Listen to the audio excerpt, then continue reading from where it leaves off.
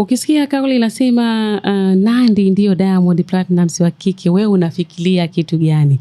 Basi ngoja nikujuze. Katika wasanii wa kiume wa muziki wa Bongo Flava wanaojua kujibrand nchini Tanzania ni Diamond Platnumz, na anashika nafasi ya kwanza. Lakini tukija upande wa jinsia ya kike, Nandy ndio msanii ambaye inasemekana msanii wa kike wa muziki wa Bongo Flava ambaye anajua kujibrand kuliko wasanii wote wa kike wa muziki wa Bongo Flava.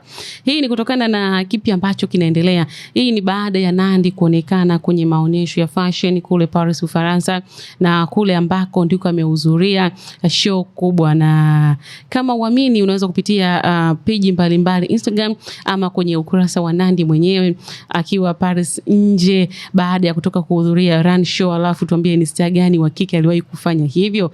Hii kitu ambayo ameifanya Nandy kwenda kuhudhuria show kubwa, run show kama fashion show kule Paris, Ufaransa. Hii inaonyesha jinsi gani ambavyo Nandy ni msanii ambaye anajua kujibrand na anaweza kuibrand nafasi yake kuanzia muziki wake, lakini pia mionekano ama lifestyle yake. Binafsi ukweli ndio uko hivyo, na ndivyo ambavyo watu wengi wamekuwa wakimfananisha Nandy kama Diamond Platnumz wa kike, kwa sababu tu anajua kujibrand vizuri, ukianzia lifestyle yake, aina yake ya mavazi, kuzingatia muonekano wake unataka nini.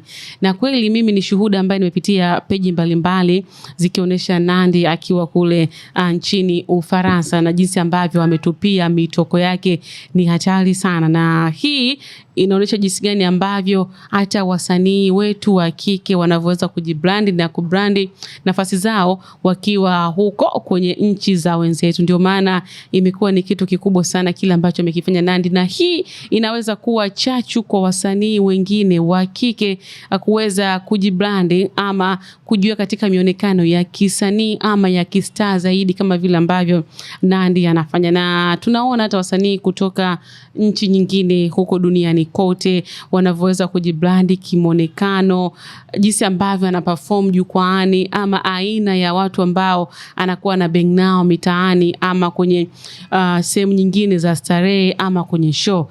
Ndivyo ambavyo unaweza kunielewa nini na kimaanisha. Kwa hivyo hii inakuwa ni hongera kubwa sana kwa bibi Nandy kwa kile ambacho amekifanya, na hii italeta chachu kubwa sana kuweza kufanya hata muziki wa Bongo Flava kuzidi kuaminika na kuweza kufanya nini, kuweza kuheshimiwa zaidi. Na mbali na hilo, The African Princess Nandy pia kuhudhuria hiyo fashion week huko Ufaransa, ikiwa ni mwaliko maalum alopata, ikiwa ni hatua kubwa kwenye muziki wake. Katika jukwaa hilo pia wasanii kutoka maeneo mbalimbali wameshiriki, akiwemo Tyla kutoka Afrika Kusini, ambaye yeye kwa upande wake kwenye masuala ya fashion sio nadra sana kumwona akihudhuria maonyesho makubwa ya miti. Unaweza just imagine Nandy kakutana na Tyla kwenye show moja ama fashion week moja huko Paris, Ufaransa. Ni kitu kikubwa sana. Hongera nyingi sana kwa Nandy, lakini pia hii iwe ni chachu kubwa kwa wasanii wengine wa muziki wa kike kuendelea kubrand nafasi zao za kisanii, kuanzia kazi zao, lifestyle zao, lakini pia mionekano ya kimavazi, hata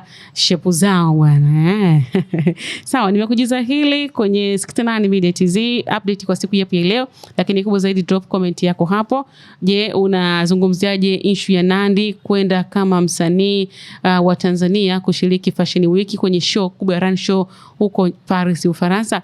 Maoni yako ni gani? Lakini kubwa zaidi subscribe, bonyeza alama ya kengele kumetisha vibaya mno. Mimi hapa ni Baby, wakati huu hapa na sign out. Till next time, kwa heri na huwe na wakati uliokuwa mwema. Hii ni 69 Media Updates.